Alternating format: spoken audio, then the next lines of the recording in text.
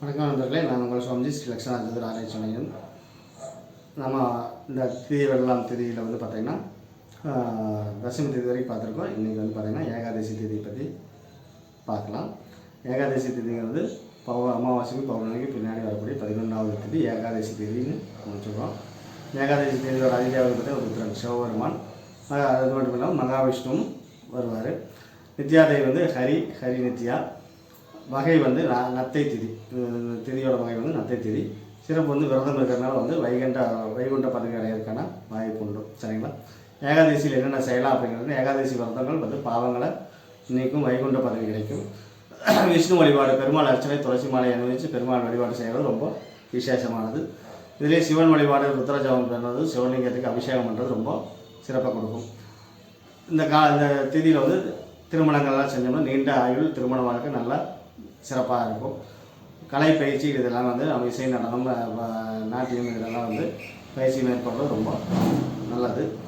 வீடு வந்து அந்த காலத்தில் சுத்தமாகவும் பூஜை அறையெல்லாம் சுத்தமாக வச்சுக்கிறது ஏகாதசி அன்னைக்கு ரொம்ப நல்லது. சரிங்களா? ஏகாதசியில் என்னென்ன செய்யக்கூடாது பார்த்தீங்கன்னா, அரிசி உணவு, கடுகு வந்து சேர்த்தாமல் இது பண்ணிக்கணும்.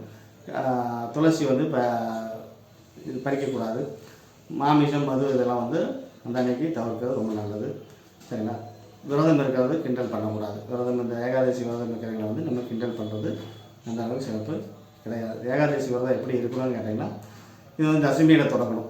தசமியில் தொடங்கி துவாதசியில் முடிக்கிற மாதிரியான விரதம் இது.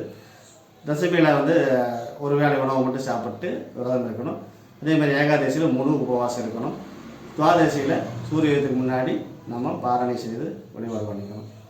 பூஜை முறை பார்த்திங்கன்னா, சூரிய உதயத்துக்கு அல்லது சந்தியா காலத்தில் பூஜை முறைகள் செய்யணும்.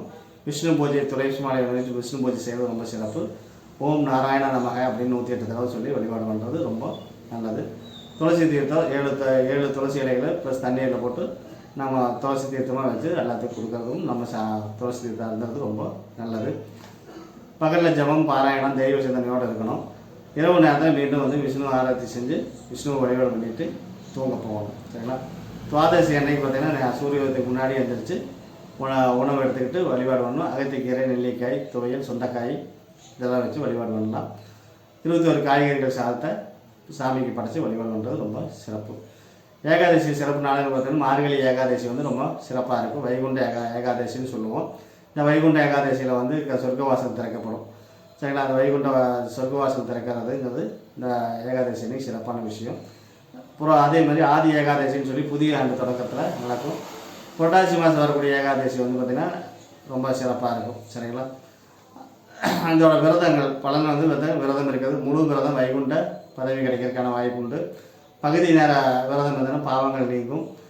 துளசி தீர்த்தம் சாப்பிடும் 11 இந்திரிய பாவங்கள் அழியும். சரிங்களா? 24 ஏகாதசிக்கு நம்ம வழிபாடு பண்ணிட்டு வந்தோம்னா மோட்சம் வந்து கண்டிப்பாக மோட்சம் கிடைக்கிறதுக்கான வாய்ப்பு உண்டு. பிரதம தேதி ஏகாதசி அதனால் ஆன்மீகம், துறவு சாய்ந்தவர்கள், விஷ்ணு பக்தர்களாக இருக்கிறதுக்கான வாய்ப்பு அதிகமாக இருக்கும். ஏகாதசி விரதம் ப்ளஸ் விஷ்ணு ப்ளஸ் வைகுண்டம். அதாவது ஏகாதசி அன்னைக்கு விரதம் இருந்தோம்னா விஷ்ணுவோட அனுகிரகம் கிடைக்கும், வைகுண்ட பதவியும் நம்மளுக்கு கிடைக்கும். சரிங்களா? இதுதான் வந்து ஏகாதசி தேதியில் வரக்கூடிய சிறப்புகள். இன்னும் ஏகாதசியில் பல வகைகள் இருக்குது. அதை பற்றி நம்ம அடுத்தடுத்து நம்ம பார்ப்போம். ஏகாதசியிலே வந்து நிறைய வகைகள் இருக்குது. சரிங்களா? என்னென்ன ஏகாதசிகள், என்னென்ன வழிபாடுகள் சிறப்பு என்னங்கிறத நான் சொல்கிறேன்.